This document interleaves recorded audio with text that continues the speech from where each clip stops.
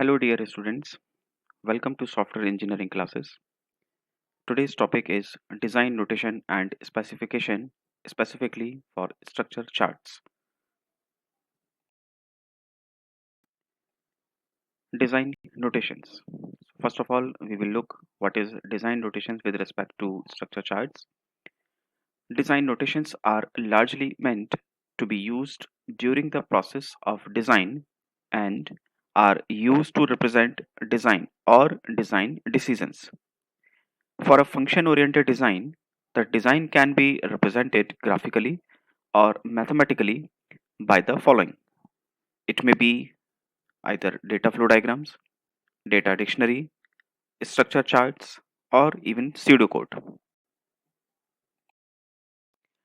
A structure chart breaks down the entire system into lowest functional modules that describes functions and subfunctions of each module of the system to a greater detail than DFT. Structure chart represents hierarchical structure of modules. At each layer, a specific task is performed. These are some of the functionalities for a structure charts. As every program has a structure, a structure chart is simply a graphical representation of that structure. A structure chart represents modules and interconnections. Each module is represented by a box. If A invokes B, an arrow is drawn from A to B. Here A and B are modules. Arrows are labeled by data items. Different types of modules in a structure charts are possible. Input, output, transform, and coordinate are the modules. A structure chart shows the static structure, not the logical. Major decisions and loops can be shown in any structure chart. Structure is decided during design. Implementation does not change structure of the program. Structure affects maintainability as well. So let's have a look on structure chart. A structure chart partition a system into black boxes. A black box means that the functionality is known to the user without the knowledge of internal design. So in this diagram, you can see various modules are there, or these rectangles can be represented in the form of black boxes. As this one is one module, or we can say black box. However, this can be categorized into these three parts, and these modules are further divided into various parts. So on that ground, we can say it is a hierarchical format of a structure chart.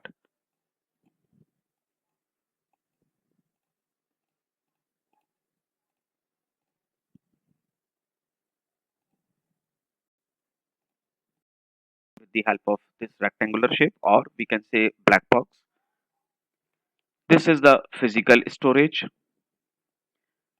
having rounded edges at the corner like this one.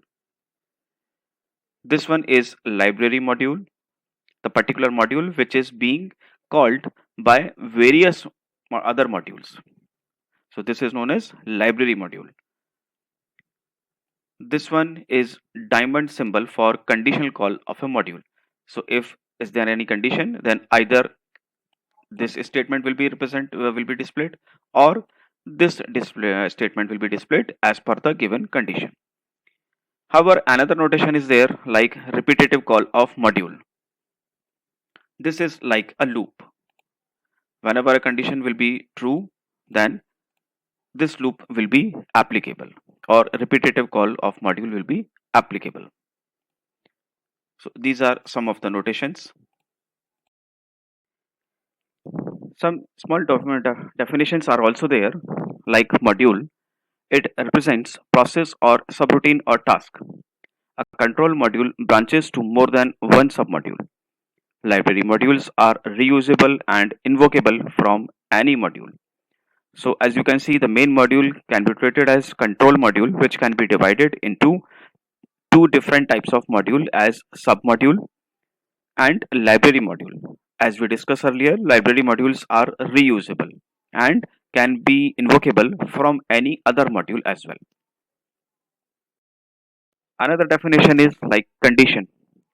It is represented by a small diamond at the base of module. It depicts that the control module can select any of the subroutine based on some condition. So in this diagram, we can say this diamond shape is applicable at the base of this module. So this can be said as this is the condition module where either this one module or this one module will be represented as per the given condition.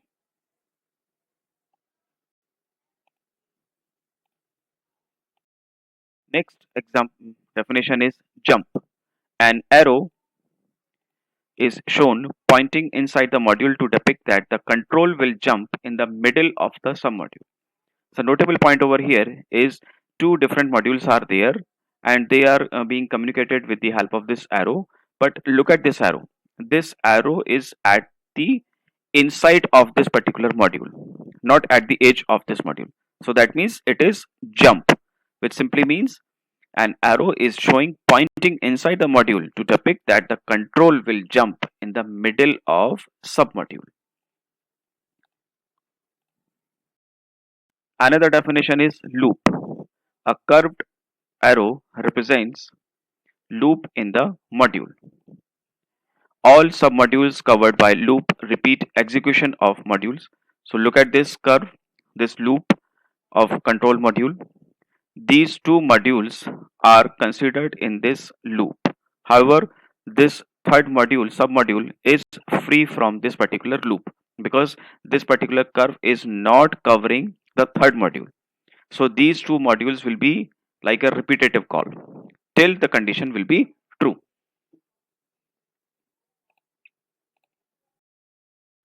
Next is data flow.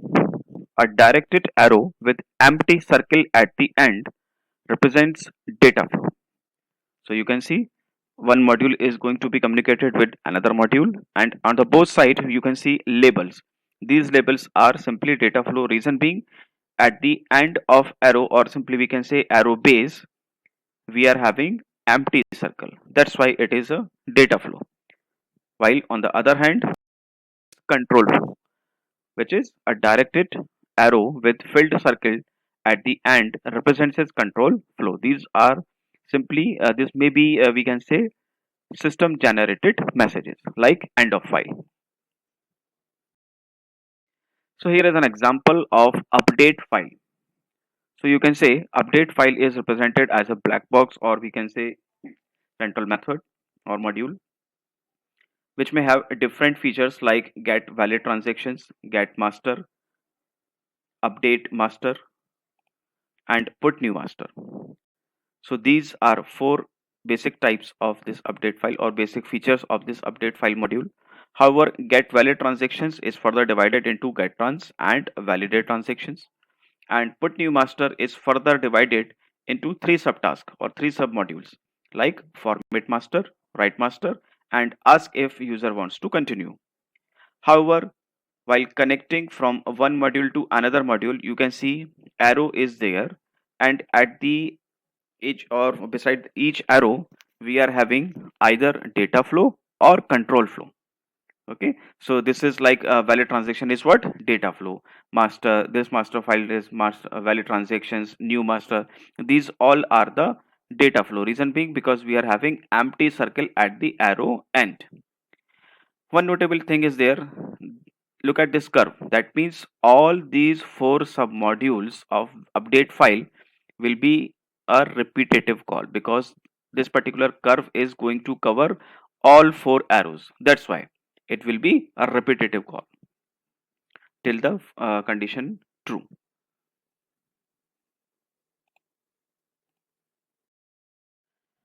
However, a transaction central structure describes a system that processes a number of different type of transactions. Like this is a main module, which can be divided into various submodules like input, module 1, module 2, module 3, and output. Now look at this particular diamond box, which is having conditional call. This conditional call is applicable only for module 1, module 2, or module 3. So when the process will be started, main module will start with input domain because it moves towards left to right. So input will be invoked first, and then because there is a conditional call, so either module 1 or module 2 or module 3, any of this particular module will be called as per the given condition, and then it will invoked like output module.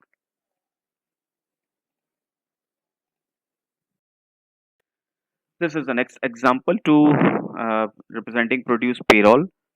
So in this case, you can say this produce payroll is further divided into 5 submodules, mentioning as get valid transaction, get master, calculate employee pay, generate accounting entries, produce employee pay check. All these 5 modules, submodules are connected with an arrow, and at the each arrow we are having either data flow or control flow, whatever is applicable. Another notable point is there is a curve, but look at this curve carefully, as this particular curve is covering only second, third, and fourth submodule. So that means first module, first submodule, and fifth submodule are free from this repetitive call. So only second module, submodules, third submodule, and fourth submodule will be repetitive in nature till the condition satisfies.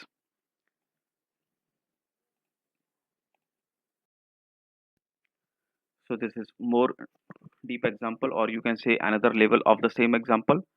So only changes at the calculate employee pay level.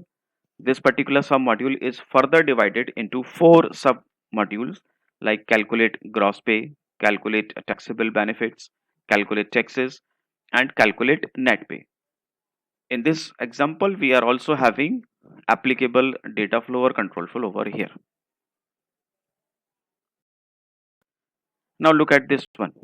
This particular produce payroll example is representing in more detail in nature, where each submodule of producing payroll is further divided into their rest of the subparts. So this the process is the same of dividing this particular module into submodules. And notable point is that whenever it is applicable, we can apply either repetitive call or conditional call. However, at the end or beside the every arrow, we are having either data flow or control flow. So this is the complete example of this particular system having more details. This one is an example to structure of the following program whose structure is given in this figure. So simply this is like a sorting program. So you can it is expected that you guys will be gone through this particular program, and on the basis of this program, and this particular module is further divided into 3 submodules like read nums, sort, add and sort is further categorized into switch. So on the basis of this particular structure chart, so we can say the different type of notations are there, as input module, output module, coordinate module is there, transform is there, or composite module is being applied. One more concept is with respect to structure chart is iteration and decision. So look at these two diagrams. In these two diagrams, this particular diagram is for iteration and this one is for decision. However, we have discussed this earlier as well. So look at this particular module A. This particular module A is further divided into 3 submodules as B, C, and D. However, C and D submodules are under this particular curve, which is like repetitive call, or simply we can say iteration or loop. So when A will be invoked or A will generate a message to B, then as per the left and left to right process, so B will be invoked first, and then C and D will be in repetitive in nature. So this is the concept of iteration. Second diagram is of decision. So A module is there, which is further divided into 3 submodules like B, C, and D. as left to right process will be there. So module B will be invoked first, and then either C or D that will be invoked, because there is a diamond box, or diamond box represents like a decision. So it is not possible that both conditions are true. Okay. However, in case of iteration, C and D will be in repetitive in call, but in case of decision, any one will be executed as per the given condition, either C or D.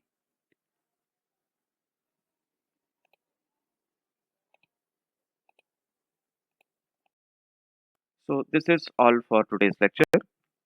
For preparing this particular lecture, I have taken references from these following books. So this is all from my side.